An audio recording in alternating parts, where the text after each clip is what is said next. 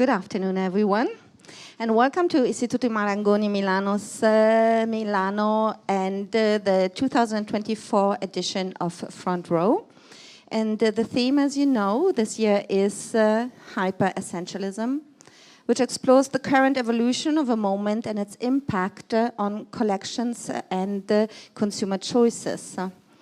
But for some fashion brands, this is not a nowness, but an identity. And today with us is an incredible creative who masters identities, creating clothes with identities that intend to whisper rather than to scream, who decides not to overpower the personal identity of his customer, and who designs clothes that let the personalities of who puts them on do the talking. Stefano Pilati is an Italian designer born in Milan, who currently lives in Berlin, where in 2017 founded his own brand, Random Identities. His long fashion design career includes working for the most important fashion houses such Cerruti, Armani, Prada, Zegna, Miu Miu, and 12 years at Yves Saint Laurent, of which 8 years as creative director. And we all fondly remember his collections there. In addition, Stefano is a style icon, which you can see, of course. And it's possible to spot him walking the runway of the most incredible fashion shows, maybe in Paris, maybe in Berlin. But I don't want to anticipate too much and leave our very own Carlos Gago Rodriguez to discuss the state of art in fashion with our guest of honor, Stefano Pilati. Please. Thank you.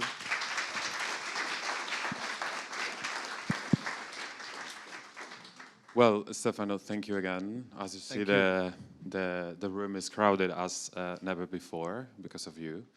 So, and welcome to Milan. First of all, how do you feel to be back in your hometown?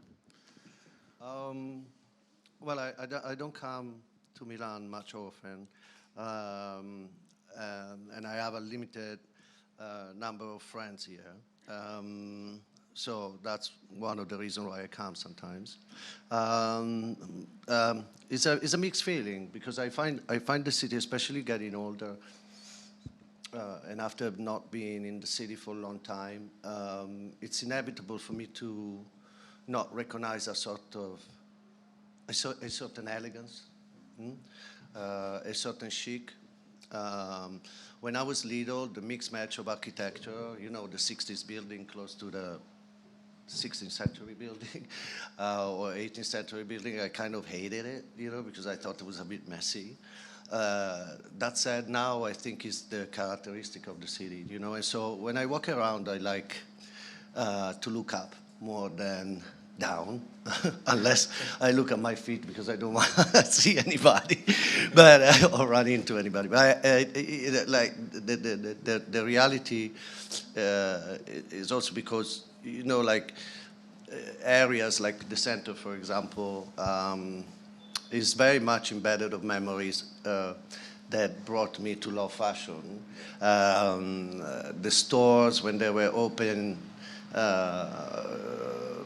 you know, created like even like not only a destination, but like something to appreciate, with a meeting point with friends, you know.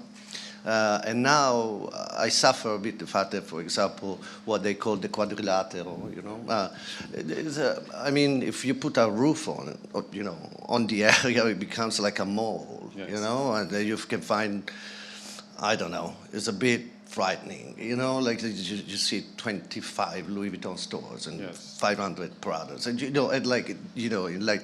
Why? Yeah, exactly. Why? I mean, I know why, but you know, it's disturbing a bit. Like the, you know, yes.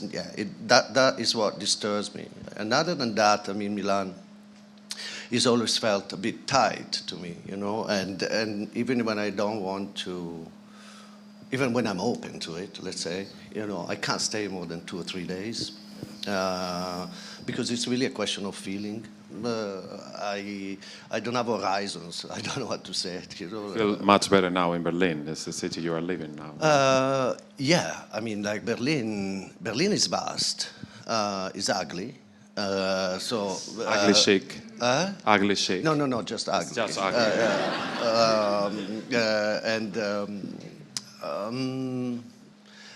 Berlin is relevant for me for other reasons than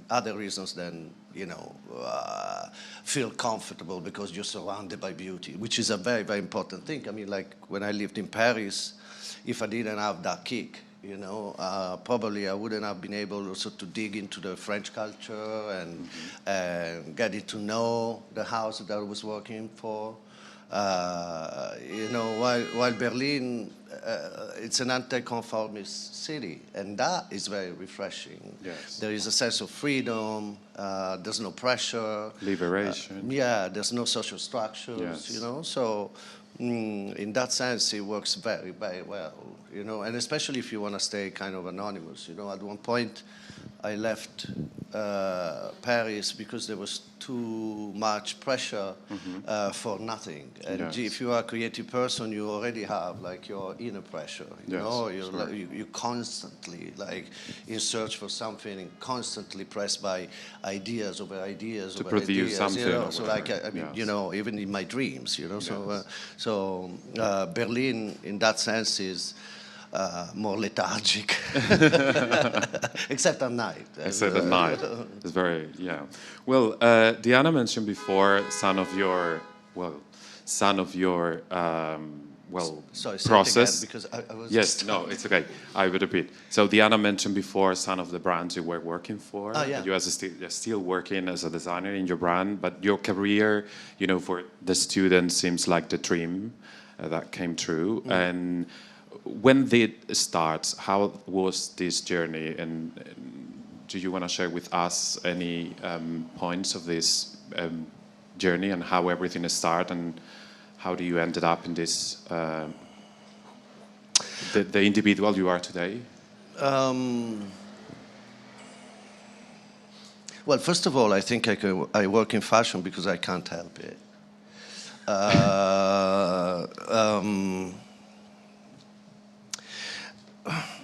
And I don't know, I guess I believe in it so much. I felt that I was belonging to it in a way. Yes. And my personal life, my adolescence, lacked a sense of belonging. I couldn't really fit into anything. Nothing interested me except for clothes. And I guess I've been brave enough at an early age, 16, 17, to try, and the toughest thing is that you're attracted, but you're immediately confronted with a generation of adults, Yes. And so in that sense, that was a bit of a sacrifice. It was a bit boring, Yes. But at the same time, you were learning a lot, And at the same time, if it wasn't for the people that I worked since the early stage, I wouldn't have been able to continue, because they more than myself. I mean, they recognize some qualities, in my work. I thought it was dedication, and I thought it was because I needed to get that salary every month. I don't know. I mean, it was a journey that just developed through, I discovered, let's say. Step by step. Yeah, I discovered what they call talent. I don't have this kind of You don't like this type of definition. Yeah, but it's true that, I discovered it. I discovered it, and also when I discovered it as a concept, So when you're little or young, it's an interesting concept, because it's not, all my friends, they were going to school, me, I was going to work, Yes. So you need to be brave, but like I said, I can't help it. So whatever it took, it was very difficult at times, Yes. And you also have I don't know, in my case, in my 20s especially, I had like a sort of a crisis, because I didn't know.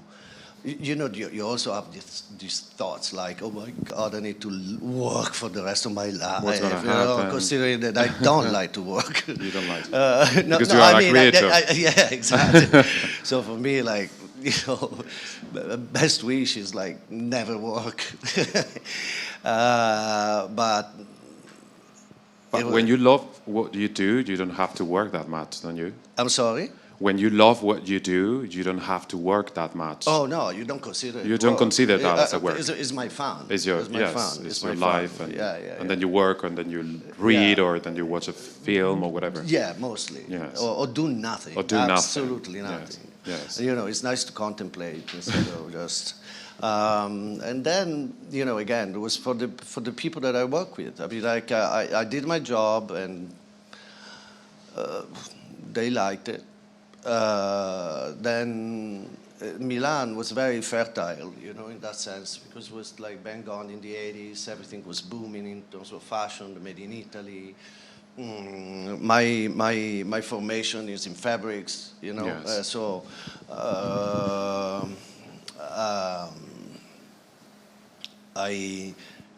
I grew a skill in fabric researching and in textile, and so and I have to say, maybe because I had to challenge myself, confronting myself with this, with the adults, also my style became kind of, I wouldn't call it funky, but like a mix of like being a young kid, but at the same time, I wasn't looking like an old man at all. Yes, Neither I was trying to emulate them, but there were certain formality, like maybe you want to express yourself more, but you just stop yourself because you get to the office and they look at you like, A, you're lucky to be here. B, you got change, So it's not. That was also kind of interesting, and then Milan is a village in a way. Today I arrive, I walk for a couple of hours, and I don't know, I met like 4 people, that I haven't seen for 20 years. And so what I'm saying is that, at one point, and maybe even thanks, because at one point I worked for Vogue as a stylist, and that, let's say, exposed me a bit more, because I was going to shows, or, and so people started to, inquire who I was, or where did I come from, being a bit off, let's say, the common cliche. And then that allowed me to meet more people, and so started people. I always say that my career is because people just took me from one place and put me in another, and then another, yes. and then another, and I said no sometimes if I didn't feel ready. It's not. I'd never been an opportunist in that sense. Yes. For me, the craft, what I was learning was more important. Also because I never knew how I would have ended up, in the sense that. I admire the fashion designers, but I never knew if I could have become one. It also seemed like a very big ambition, And so I was like, well, let me do, my fabrics well. Oh, let me, be a good stylist, and then at one point, I kind of hated everything, and so I accumulate enough experience, to say to myself, well, maybe, maybe I should try to be, to aim to be part of a design studio, yes. And Armani was my first opportunity, and then Prada, and then the very first time where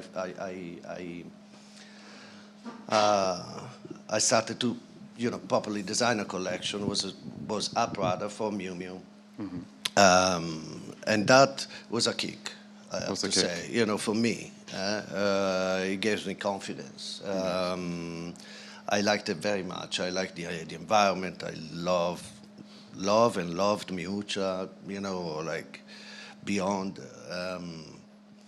And so I remember those years like beautiful, you know. It's very nice to wake up in the morning and be motivated. Very, very nice, especially when you come from a phase of your adolescence where you don't know anything, you know. You wake up in the morning, you go like, and, you know, what am I gonna do? Who am I? You know, these kind of questions. So to have a motivation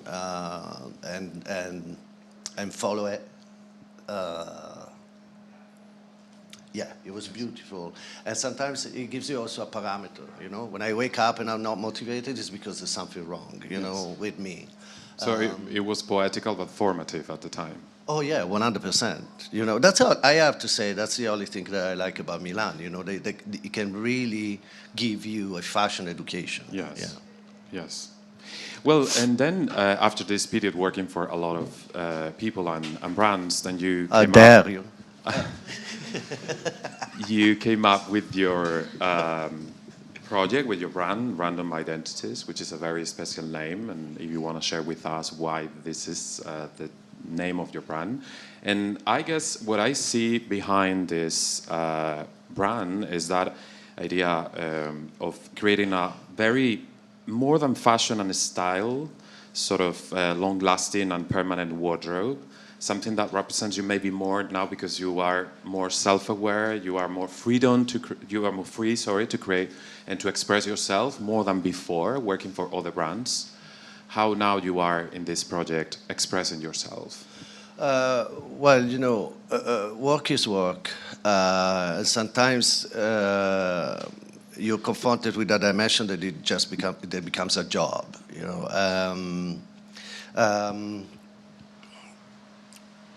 but I have to say that when I started to work for my brand by myself with a very small team, it was fantastic because I got back to do things that I didn't do anymore. At least for more than a decade, I didn't do anymore. You know, sketching sometimes. You know, while before I didn't sketch for years. You know, or like, you know, working with the fabrics to find the right finishing and do it with your hands, or you know, being constantly close to the clothes and patterns and fittings, and you know, I was, you know, it was a very DIY kind of, you know, form of work, when before being a creative director, you direct. Yes.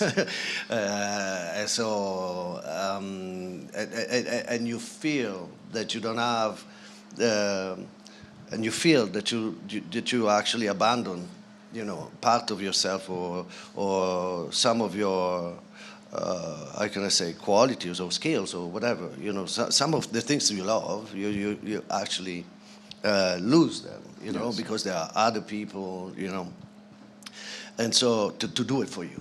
I've always tried to be. I mean, if you talk to the people that work with me, I'm very, very hands-on. Period. You know, but again, because I love my job, you know, it's not because I don't trust other people, you feel which is true too. But you know, of course. No, but it was beautiful in that sense. Definitely an enormous sense of freedom. I was coming also out of like working for years, you know. For example, before Saint Laurent, there was Prada, right? And the force and who Miuccia represents, you know, a representative for me was a woman. You know, we were designing because she wanted to wear it, you know. And so for me, the success was the moment that I saw, you know, my skirts or my blouses or my embroideries, you know, her wearing it, you know, and that for me was fantastic. And it becomes your muse, and you learn her psychology, which is a woman psychology. I admire women also because it's like an unknown universe. So in that sense, yes, it was very, random is very free. Yeah. Is what you are or how you see the world. Well, it's also, I'm old enough and I've done so, I mean, seriously, I can't even quantify how many clothes I designed in my life. Yes, we know. So,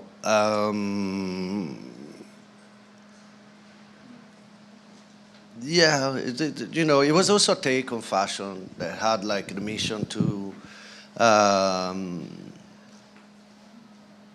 eliminate? No, to start to think about what legacy means. What legacy means. And when you start thinking about that, and that's probably the reason why also I'm here, is because, and I said yes straight away. There's, for many years, even if I was, I started young or whatever, but there's not much communication between, my generation and the generation after me, and for sometimes obvious reasons, sometimes because it's nature of not talking, to each other. But the reality is that as I take with a lot of responsibility my job, and I've always tried, even in my creation, I didn't want to cheat, I didn't want to create for the sake of creating because it's a self-indulgent possibility that you have in front of you, never. So the mission of Random Identities was also to create like an original brand and form of design that could be accessible, that was intrinsic of something that, because I come from luxury, and a lot of like, more honest. let's say financial people, they were trying to, commonly call it luxury, but the luxurious element, is very intrinsic because it's part of my upbringing, but it doesn't mean that it needs to be sold necessarily for, Especially in a moment in which luxury is so abused as a term and it means anything and nothing at the same time. Well, at least now we can say it, because to tell you the truth, it's, I started to be against that term. I found it quite hypocritical, since the time that I was working for Saint Laurent, because I don't understand how, of course, like an object is luxurious because of the craft again, but normally, especially in the beginning of 2000, after decades of, fashion and hedonistic fashion, I would say,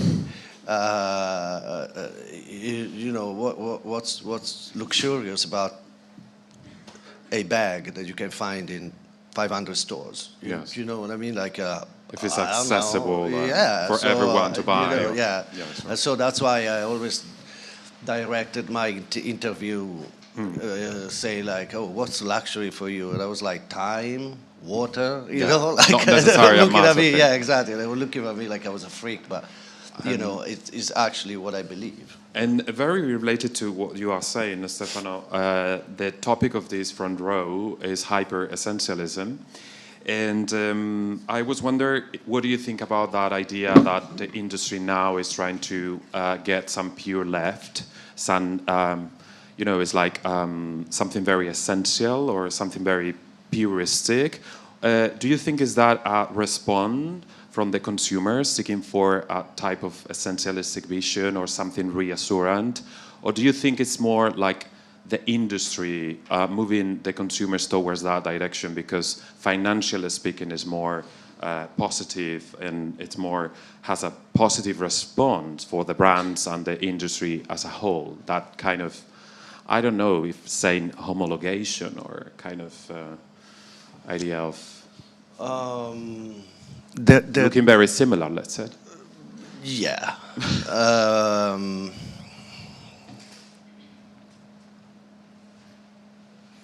The industry is tremendously saturated.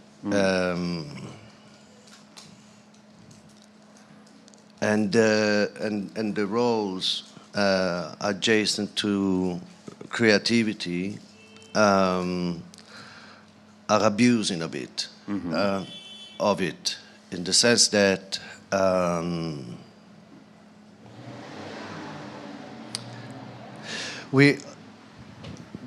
fashion is needed for people, so I would answer saying that maybe because they realize that there is a demand, for more essential clothes, or, less loud, less complicated. Yeah. Less dramatic. More than complicated, less, more functional. Let's put it this way. Yes. Then the concept also of functionality in the clothes is it can be very varied, But what I'm saying is that the role of the designer is to be ahead of, what people want. And I been there. Sometimes even they say too much, I always thought that I was right on what I could have give to people. And that was driven by my instincts, and being a fashion person and, again, knowing myself, using clothes. Fashion is also a cycle, so certain things that maybe I didn't like 10 years before, all of a sudden I love them and get obsessed you re-edit or it. reconsider. Yes. So, the role of the designer is to be ahead, it's also something that I've learned doing fabrics, because actually before, when you present fabrics to the designers, you're ahead of the designer needs, So you need to propose, you need to be innovative, et cetera, et cetera. So, again, the role of the fashion designer is to be ahead. But at the same time, consumers, they got more, because of the accessibility to it, to fashion, because of its mainstream kind of distribution. Yes, distribution. Consumers, they get more and more instructed and knowledged about what they buy, or comparison with you even have them on the e-commerce platform. Yes. For the same price you can buy this and that. This or that. That a certain pro, but there's also the cons that fashion is a tactile experience, is a physical experience, and so sometimes you give something to fashion that maybe you didn't think about, and it represents your message to be to push a conversation, that it can be, when I say to push that conversation, it can be just the changing of a length, of a skirt, or socks yes, socks no, or things, very, very simple things, like a lapel that is wider instead of narrower, etc., etc. So what I'm trying to say is that I think that what they really want is something pure and honest, because there is a lot of there's a lot of not properly honest kind of work around the fashion industry. Yeah. Yes. And so I don't know, I got fascinated a few years ago that there are even economic studies from analysis, that you can have the best business plan and ideas in the world, but if you don't focus on the purpose while you're doing that, so it can be very cynical. You're like, okay, I'm doing my brand, I want to make money, boom, boom, boom. You use formats. Now it's kind of You know, it's not that difficult in a Yes, way. isn't it? Of course, you need to know your job, but it's not that difficult. We know very well how you can be successful, but what's Maybe the point? what is difficult is to stay on the pedestal for a long time. Yes, but you know, like now business plan is like for 3-5 years, Yes. boom, you know. While for me, I don't know, it's a never-ending journey. You know what I mean? Yes, Seriously, perfect. like I don't understand, Yes. you know, that kind of mentality, and I don't put myself before, you know, my job. You know, so that's the reason why I took that picture. You know, I could have been in front of the logo, but no. Not that much. I decided to be behind the logo. Behind the logo, Yeah, yes. and hold it. Very honest, I properly. would say. So that was very symbolic, by the way. And so yeah, you know, I guess that is the purpose. Is the purpose. For me, the most important thing. You know? Yes. And you can be honest. I mean, like I said, you know, I'm a fashion obsessed. You know, so I have no problem to, you know, to even be considered like ephemeral in my way of being. You know, but I know it's not. You know, I know I'm not. So. Well, Yes. people frequently consider fashion unnecessary because It's yeah. exactly it's not necessary. But can we live without this beauty? Yeah, no, I always say that, you know, you can live without fashion and you can be like a great person Sure. and live a great life. If you add fashion to it, I think it's cuter, you know? You know, because there's no, you know, like, I bet, and, you know, I dare anybody that, you know, if you dress well, and when I say dress well, it doesn't mean a la mode, A la you know, mode, but like, It's the attitude. you know, mean. you Yes. accepting yourself and like dressing accordingly because you respect who you are, no matter how you are, Yes. and you don't do it to shock people, you know, Yes. because it's better to shock people in other ways, you know, but just trying to harmonize with something that is called world. Yes. I think.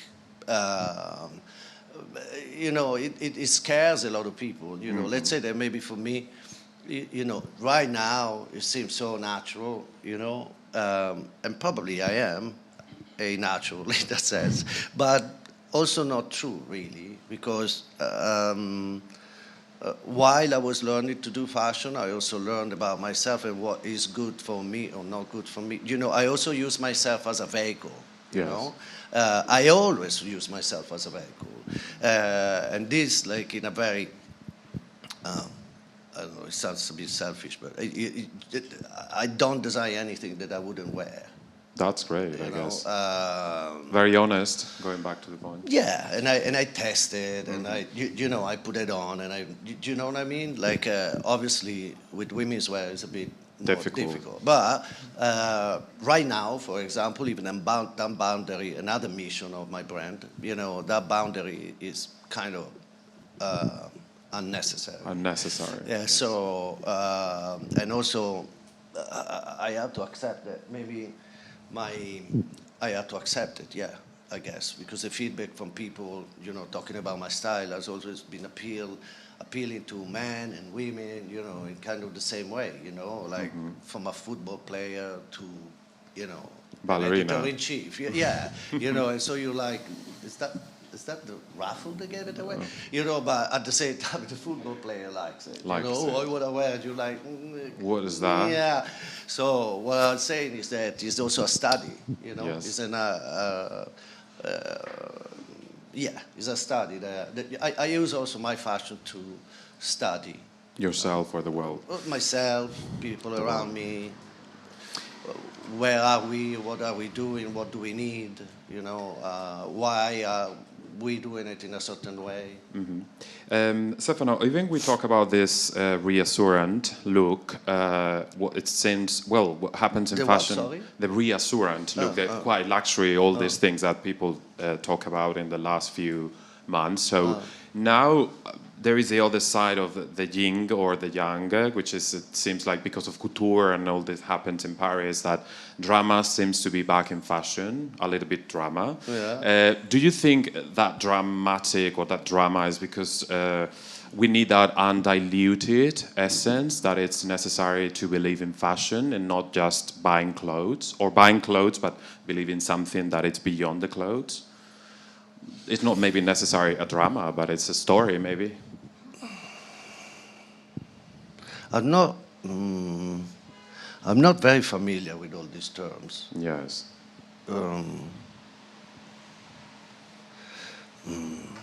I never thought about fashion in this way. But I don't know.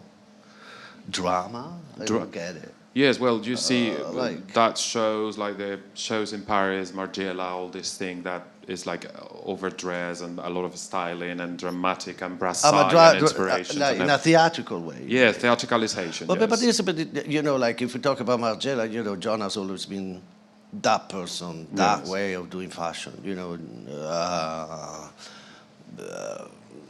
it's a different story, really. You know, and if people try to get inspired, fine. You know, fine. Sure. But you know, someone like John or or Lee McQueen, you know, there is It was only that. one John. You Yes. know, there is only one. Sure. You know, there is only one. There was unfortunately only one Lee McQueen. You know. Yes. In my case, you would say also there is only one Miuccia or there is only one Stefano. You know, but it's a completely different. Perspective, I would say, yes. yes, and also like fashion personality as well. You Yes. know, like again, from is where I learned. You know, like Miuccia was designing what she wanted to wear because she couldn't find it, and me the same. You know, so while for John is also like a sublimation of his craft. You see what I mean? Like John gets the kick out of the pattern making, and I do too, but no, I don't Not add on any that. drama, Yeah. and I don't need any. I take it really serious in the sense that no. I want to come here and sit and wear what I wear, and and don't be over the top or excessive. But John loves. That's what the Yes. kick is, for him. So. Sure. And I was listening a talk that you were sort of conversation with the New York Times many years ago when it was the boom of social media. And you said a quote like, I'm not, as you are saying now, I'm not this kind of person that design a collection with a narrative behind. But in these times, or because of Instagram, the narrative is necessary. Do you think that narrative, it changed, or do you think social media are evolving, or what the consumers are expecting from designers or social media, or how is this situation evolving if something is happening? At the base of it, I don't think the consumer are looking for anything, because like everybody, you need to put something in front of people, before. In this sense, the relation of the designers versus the consumer is a bit like the artist, like the artist is in the viewer, so the fashion designer is in the consumer, But talking about narrative, when I said that, it's still true, I hate to talk about a narrative, Very understandable. but also because, sometimes I get inspired because I just change the cuts in the back of the jacket, or I don't know, I raise the waist or I elongate it, and and I go like, oh my God, you know what I mean? Like I don't know, and I carry it on, through all the different categories in my collection, and and of course this, when I talk about it, like people look at me like. Yeah, it's beautiful, but what was what inspiration? is And I'm yes. like, what, the pattern? I mean, Maybe I don't because- know. Like the Harmon, you know, they don't get it, you know. So in a way, for me, it's useless. You know, it becomes really like a conversation that has no meaning. Yeah. Now, maybe because your clothes speaks by itself. Yeah, but they should. All the clothes should speak by themselves, I think. But yeah, also that probably. But you know, then something that has to do with the narrative is started also when in the 2000s, you know, there was this revamp of brands. Yes. The sleepy brands. And then you know, globalization started. So especially, you know, when you want to access and address a market that comes from a completely different culture, completely different background, you know, you need to give them a reason to understand the brand, let's say, in a more tangible way, you know. And what's the easiest thing is to say, like, oh, a Parisian brand and blah blah blah, you know, like the storytelling, you know, like the color palette was like La Durée, you know what I mean, like they say, and you know, I don't know, Monsieur Saint Laurent, Marrakech, blah, blah. You know, like you need to kind of introduce it, like which is normal. I mean, you know, I got introduced, you know, with my background, you know, but and so that is where basically it becomes, and especially, you know, the American market, which drove like the success of many brands, you know, for years and years. You know, they love the narrative. You know, they even want the name of the bag. You know, like I was obsessed. You know, like, they were like, how do we call this bag? And I was like, what? You know, like why do we need to give a name? But you know, people need something, you know, to grab. You know, because when you're too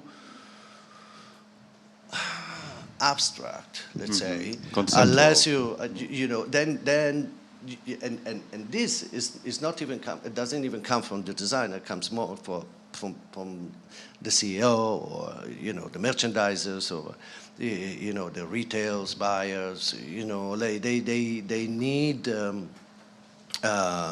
They need to call it. They need to sell it. To name it. Yeah, it's because at the time where I don't know if you read recently, there is like an interview, one of the rare interviews of Miuccia's in Vogue, yes. you know, and there is like I think like in you know, at the beginning of the article, you know, says talks about the length of the skirt, you know, and you know, that was something, you know, for us, you know, Miuccia gave like a sort of a silhouette and intelligence, you know, because the approach to fashion was already intelligent in the sense that was not only her need, but she also thought that could have challenged the women's silhouette in a way that, you know, in my case, I raised the waist, you know, after years of low waist, length, you know, and that because for me there was a need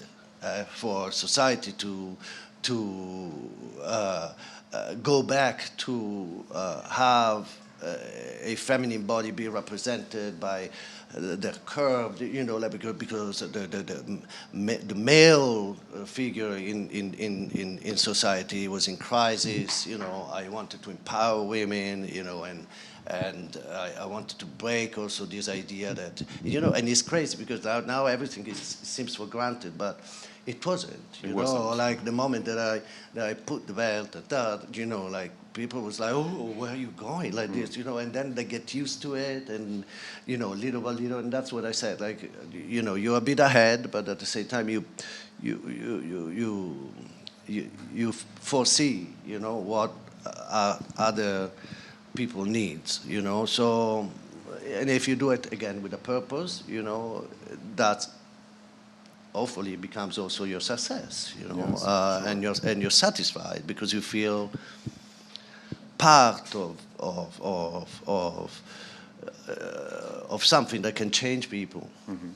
Yeah. So now I have a different kind of question, but it's related to the social media in a way or another, because before this conversation you mentioned a very sentimental reference, so a film that now it was produced by Lugna Playuste in 2022, which is say it again, sorry, I didn't understand. You mentioned this reference of a film from 1999. Room 999, Yeah. which is like it's been like re-edited or redone from the idea of the Wim Wenders film from 1982, in which Wim Wenders, for those who never watched, interview in a room in Cannes different colleagues like Michelangelo Antonioni and film directors, and he was asking what's the future of cinema, right? And they were like speaking or comparing like the cinema and the television. So it's that kind of relationship that now fashion and social media have. So it's like one against to another, as television and cinema, they were. So it was it was a conflict, or there is a conflict right now, or they are like siblings, they go together, they grow together. How do you think fashion and social media? The affinity that I traced from that film documentary and the question about the future of cinema for me is also like the future of fashion. And it was the first time that for me was very clear, like I don't know how many directors are 16, I guess. Yeah. Yes. And the majority brought the conversation to the majority, answered around two concepts. One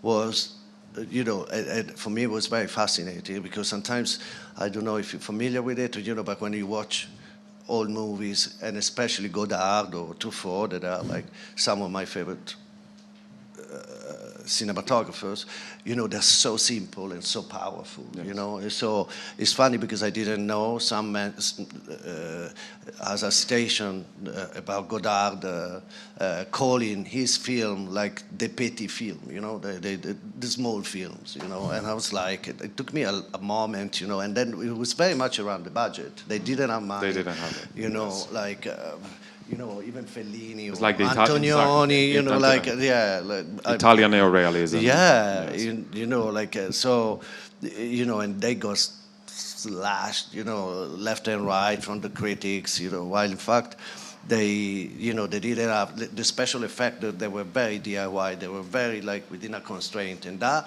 I think, it's a way. It goes with looking for maximalism. I don't think it's the time now for maximalism. It's the time for purism, and purism comes from like very little resources and concentrate everything everything in it. Even if you have the chance, to do, in my case, if tomorrow I have a show, and even if I have 50 million at my disposal, like many other colleagues of mine, I will never do a 50 million show, I do really, may as well do the Olympics. I don't know, yeah,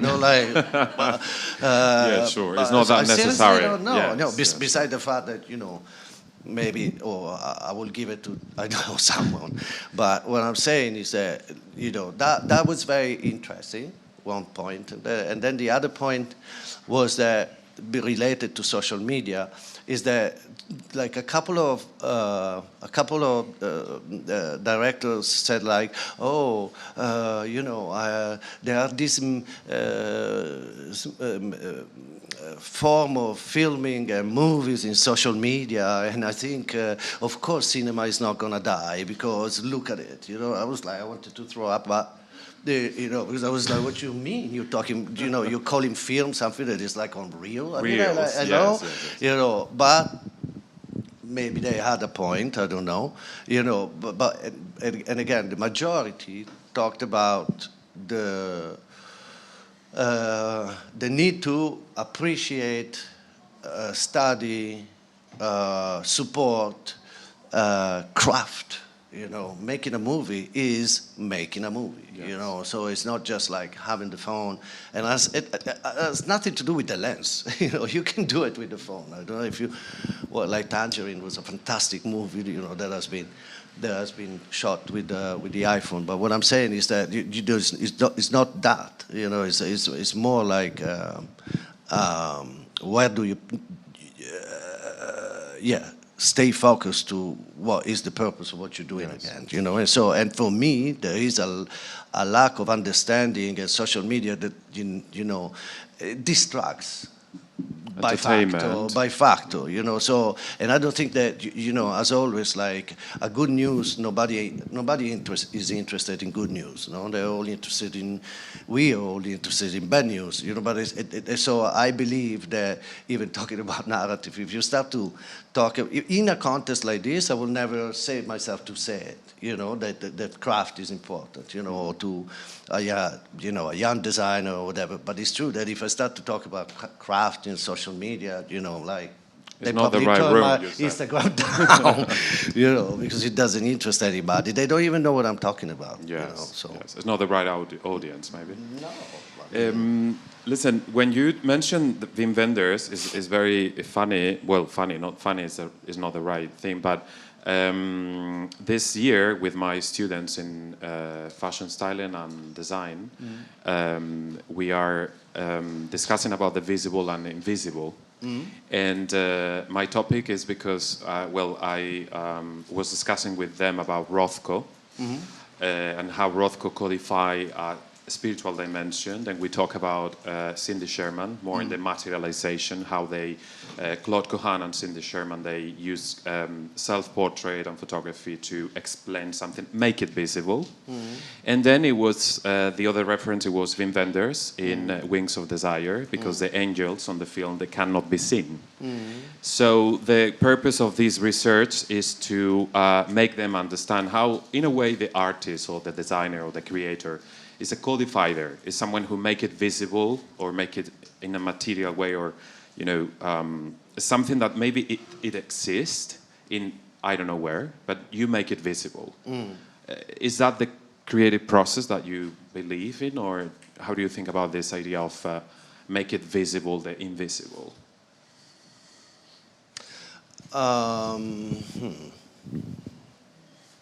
It's not that easy. That's a question, maybe. Yeah. Also because, you know, I have difficulties to compare my role and job with an art. Yeah. Well, but in the creativity, in general, in creativity, you know. But then it goes back to what we were saying earlier. I mean, like, you know, you go with your instincts, and then you use the craft, you know, to shape an idea. You know, for me, it's much more. It would be much more interesting to dig into the conversation of what is idealization and what is an idea. You know, Yes. And how to make the idea tangible or concrete, real. That said,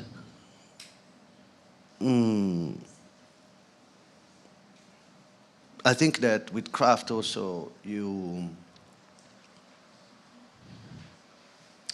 learn a method. And I believe that there is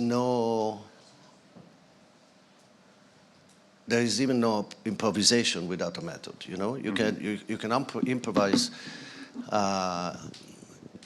even in acting, but you need to have a method. You know, Sure. Otherwise you wouldn't be able to improvise. You know, and so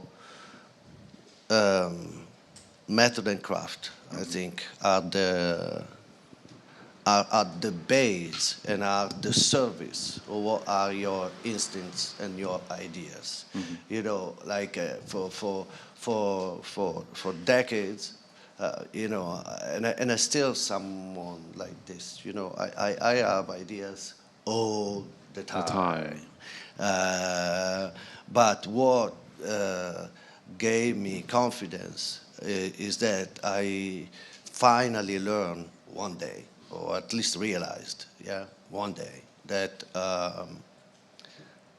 the good ideas are also the one that you know A to Z how to get there. You know, then maybe you throw it away at the end of the whole journey, because also that is also kind of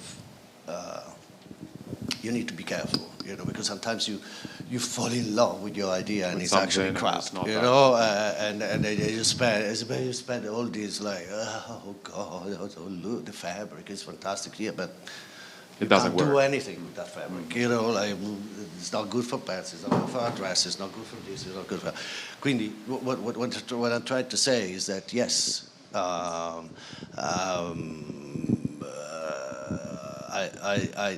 did realize that, you know, a good idea is really strong. A, because it doesn't leave your mind, and not in a form of obsession, more like a boom, you know, like boom. There, I need to do this because it's too loud, you know. It keeps coming back. You see even signals, you know, around you that they take you to that point constantly for a while. And then the second is that, you know, when an idea is good, it's also because you know how to get there, you know, to make it strong, and that leaves you also. Gives you the challenge and the motivation and the beauty of within this process also to like find other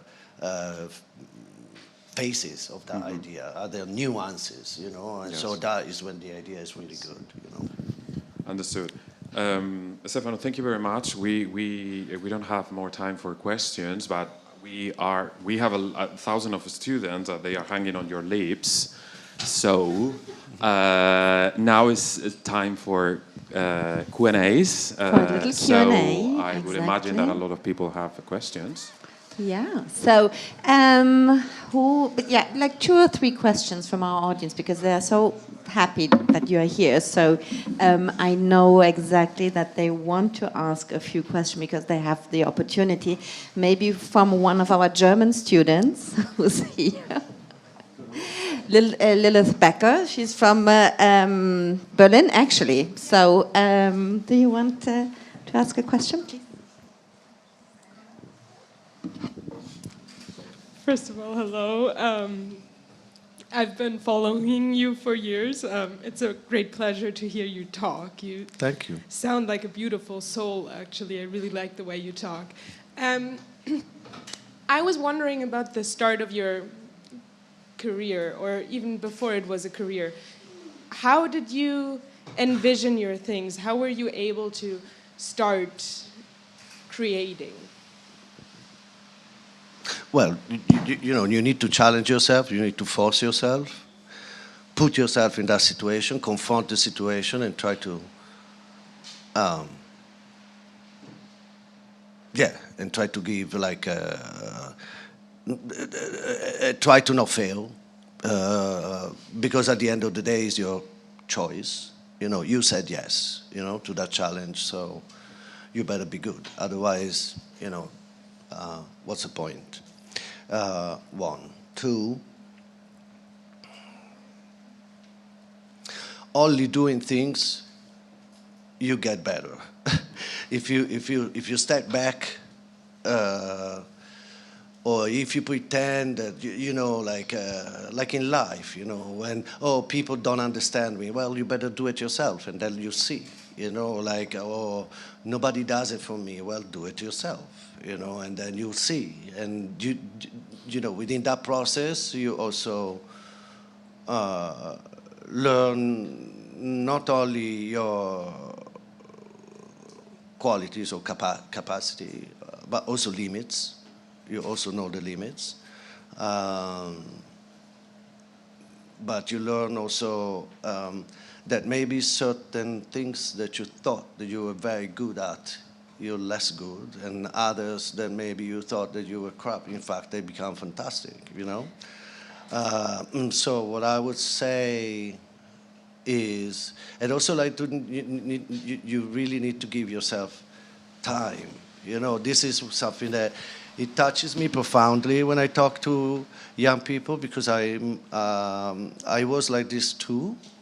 You want, like I said earlier, you want everything now, patience zero, you know. But my suggestion is like,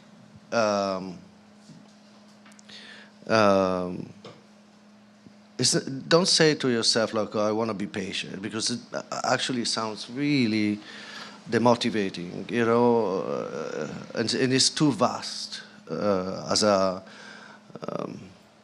time space. But I would say give yourself time to learn and put depth, you know, to what you are doing, and be, you know. And so that is very, is a good mantra, I guess. I don't know. It is. Oh, okay, cool. Thank you. And then maybe we have also in the audience some young designers who are also having their own collection showing here in Milan right now. So Christian Boaro, do you mind?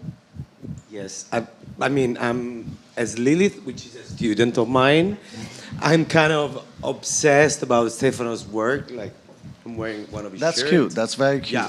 Yeah. And behind the things that we talked about, I'm very obsessed about his aesthetic. Like watching the pictures of his houses, the influence that he always put in his job.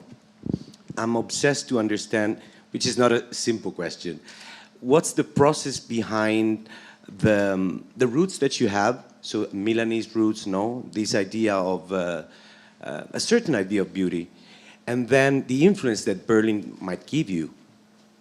There is like, could you find a balance between the two? There is a moment when you find a balance, or it's just the process behind the collection. It's just like, as you said, like the feeling of an armhole, like the waist. Yeah, there are certain things that they don't change. You know, one thing is that one thing that is very clear for me, at least, is that the environment, even when you are little, no, like your upbringing is very much influenced by your environment. You know, so I moved from Paris to Berlin, and I didn't dress in Berlin like I used to dress in Paris. You know, but not because I want to fit in, zero fit in. I mean, like even in Berlin, like no way. But as in Paris, but. There was a different regard, a different, I don't know, feeling, you know, about what to wear or not to wear. I guess the Berlin, like I said earlier, it gave me a lot of freedom, and also, sorry, a freedom that I wasn't used to. That I had when I was working for other people, you know. But when I worked, paradoxically, when I worked for Saint Laurent, yes, I was free. I had a lot of autonomy. I could do exactly what I wanted, anytime. But Saint Laurent was Saint Laurent, you know. It's like it was plus it was like at that moment it was also the most difficult job in fashion ever, you know. And I was like, yes, you know, you want to do it, okay, you know, because you challenge yourself, and if you say yes, you better be good, right? So so Berlin, you know, represents well, a freedom of behavior, you know, but to the point that I wasn't even like, I wasn't so not used to it, you know, that actually it sounds, you know, maybe it's too personal, I don't know, you get bored about it. But like, you know, this tattoo is really because I was so not used, and I thought it was so important, you know, to believe in your freedom, you know. But I also attached, you know, freedom of behavior. Behavior is something that requires an understanding of where you are and the people that you have around you, and I was like, I was really questioning myself. I was like challenging myself every day. I was like, am I doing it for the others? Am I doing it for myself? Am I doing it? Is this good? Is this bad? Is it for you? You know, like why? You know, and so at one point I was like, oh my God, you know, like I should have like freedom of behavior, you know, like and let yourself go. And you know, if you're responsible, you're responsible. If you're good, you're good. You know, but so where do you put that important feeling that is the feeling that it gets the closest to freedom, you know, within a context where you not have to behave. And so I was like, you know, I was like, I would never get there, you know. So I was like, let's tattoo, so maybe epidermically. Every day on the mirror. It's gonna help me, you know. And like plus convinced, you know, that nobody would have ever seen it because I always had like short hair and nobody sees it. So now I'm getting a bit more used, you know, but sometimes, you know, I talk to people and they go like, you know, like this, and I'm like, what? You know, and, oh, yes, because I have my tattoo on my head, you know. But the reason is that, you know, the reason is purely that. So I don't know if I answered, but. Okay, one last question. You know, it's a professor on me. I will pick you. And I will pick somebody who does fashion styling. Yeah, you know I was coming for you. Please stand up. Hello. Hi. It's a pleasure to witness your talk. Likewise. I guess you already answered my question, but I will still ask you. If you were to give just one advice to the fashion students, what would it be? Well, because I already answered. But still, yeah, because I give you like another. Well, stay cute. No, and the other thing is that, you know, the expectations. This is something else actually. Expectations comes from the others. Compromises are mostly imposed by the others.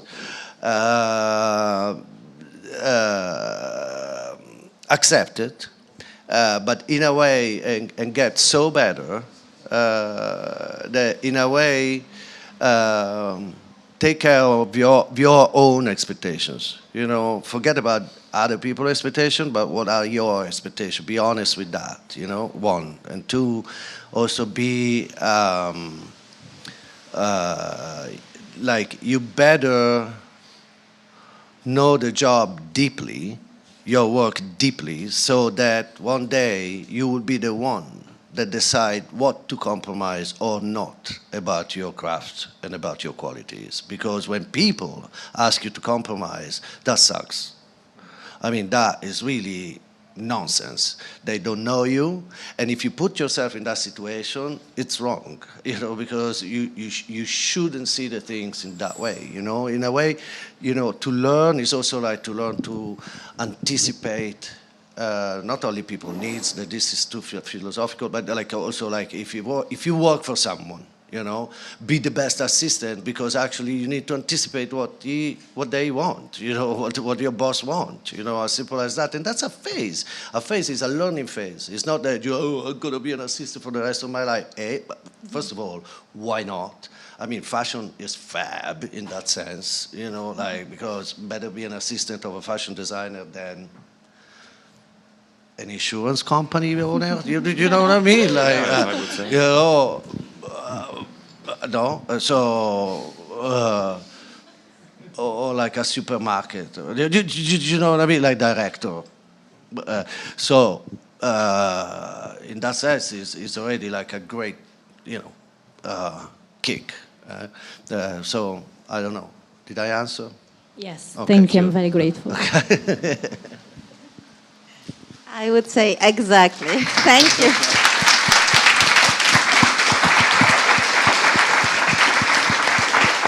So thank you to Carlos and thank you to Stefano, who took the time out of his busy agenda to come from Berlin to Milano for us. Okay, so we stay another 2 hours.